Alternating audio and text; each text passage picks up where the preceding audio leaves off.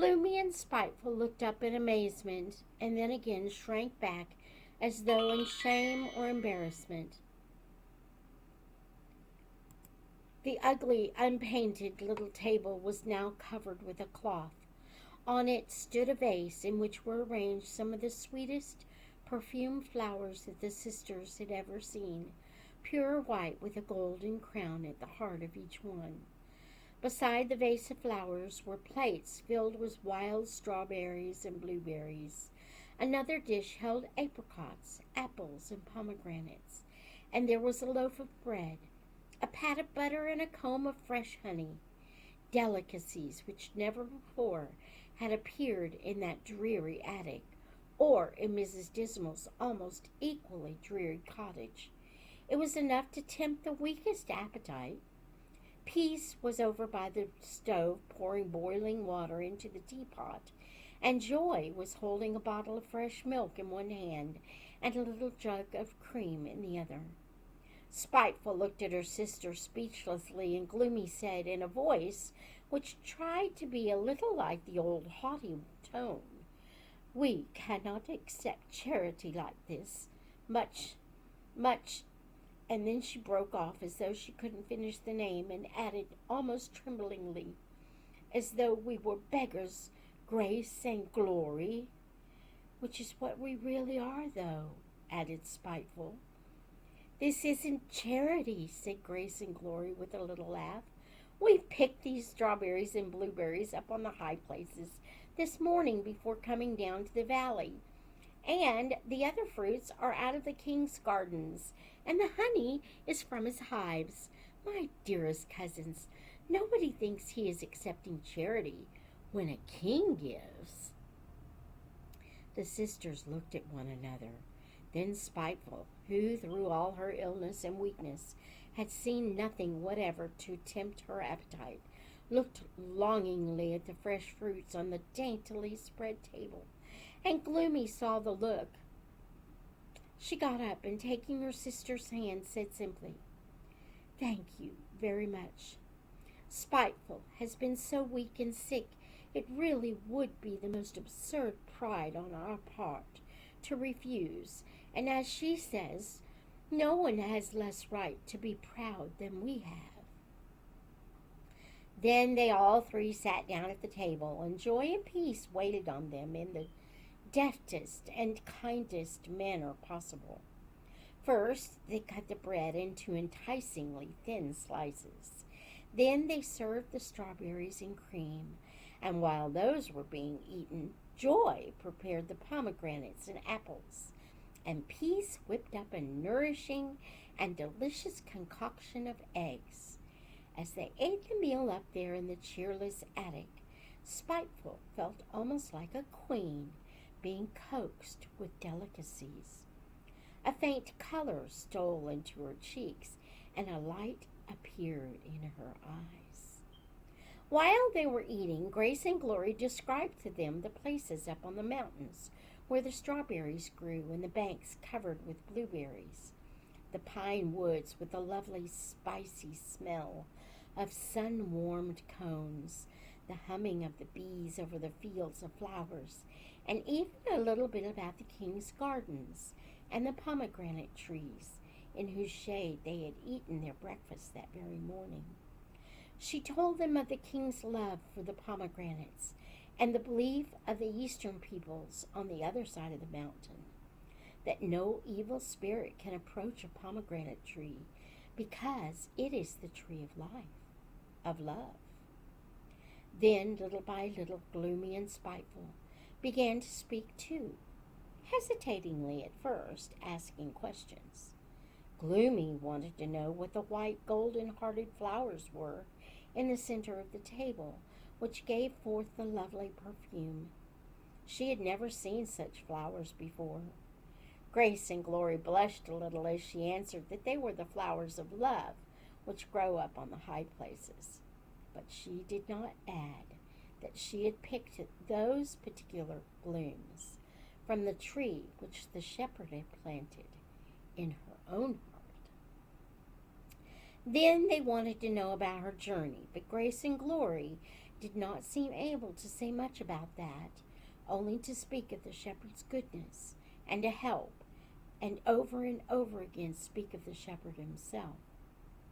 By the time the delicious little picnic meal was ended, the three cousins were talking together with an ease and friendliness which they had never felt before. Stranger still, as Joy and Peace gathered up the remains of the repast and insisted on doing the washing up away in the background, something happened to Gloomy and Spiteful. They began, haltingly and in low voices, often breaking off as though unable to continue, to speak about their own sorrows. Somehow, even the names of Coward Fearing, Moody, and Craven Fear passed their lips. Poor Spiteful even murmuring excuses for her husband. It was noticeable that never once did she utter a word of blame. And Gloomy, with a dark, painful flush on her cheeks, muttered something about her own cold, haughty attitude and her unfitness for marriage, unable as she was to win and keep her husband's love. Then Grace and Glory, also hesitatingly, told them of her own experience of the plant in her heart which she had supposed to be love, only to find that it was selfish, possessive love, and the longing to be loved, and of all the anguish it had caused her until, away up there on the mountains, it had been wrenched out of her heart altogether. She told them also of her two companions, Sorrow and Suffering, and how, up on the high places, they had actually been transformed into joy and peace.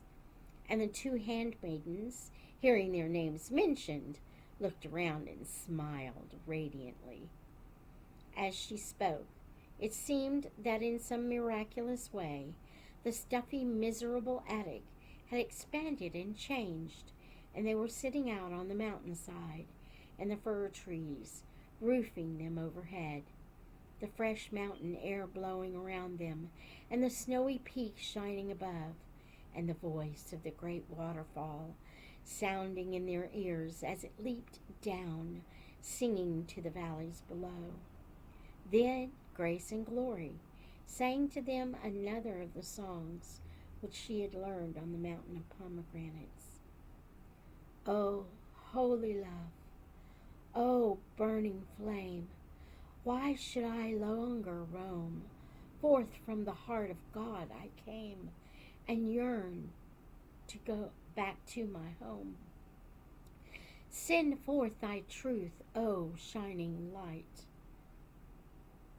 that I may follow till I come at last before the night up to thy holy hill. For there my soul longs to abide within the holy place, and when the veil is drawn aside, to see my Father's face. O thou from whom my spirit came, and wanders in this wild, behold, I bear thy lovely name. Lead home thy wandering child. As she finished singing, there came another knock on the door, low but quite clear. Gloomy and Spiteful again started and looked at one another questioningly, and then at Grace and Glory. A lovely color had flooded into her cheeks, and her eyes shone like stars. She knew in an instant whose hand it was that knocked on the door of that dismal attic. As her two cousins stared at her speechlessly, the knock came again, a little louder, a little more insistent. Oh, entreated Grace and Glory, oh, Spiteful and Gloomy, it is he whom we have been talking about. It is the shepherd himself.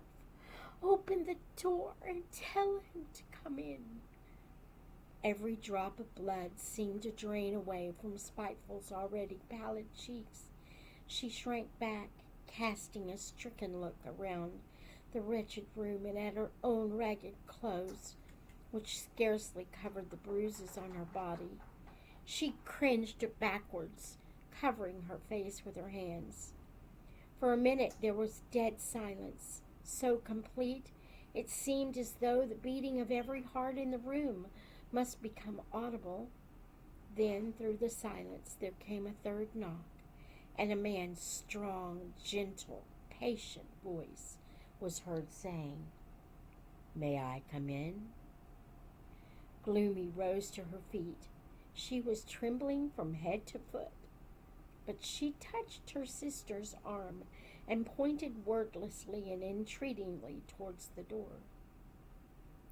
Then poor Spiteful, the sorrowful, destitute owner of the miserable attic, stumbled across the room and opened the door.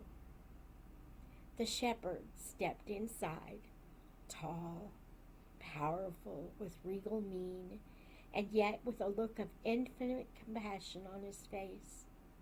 Spiteful looked at him just once, and then cast herself full length on the ground at his feet with a bitter cry of anguish, saying, "Lord, have pity on me."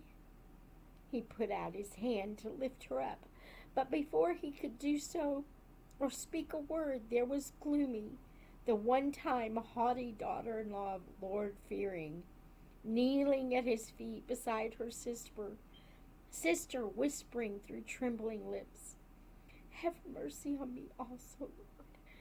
Don't leave me outside thy grace." As he raised them both together with words of love and compassion, the look on the shepherd's face was that of one who at last has achieved his heart's desire, of the Savior who knows that now he may begin the heavenly work of saving. Grace and Glory, with joy and peace standing beside her, looked on and said in her heart, "No, not even up on the high places have we known such joy as this. This attic is none other but the house of God, and this is the gate of heaven." Genesis 28:17. And that is the end of this chapter.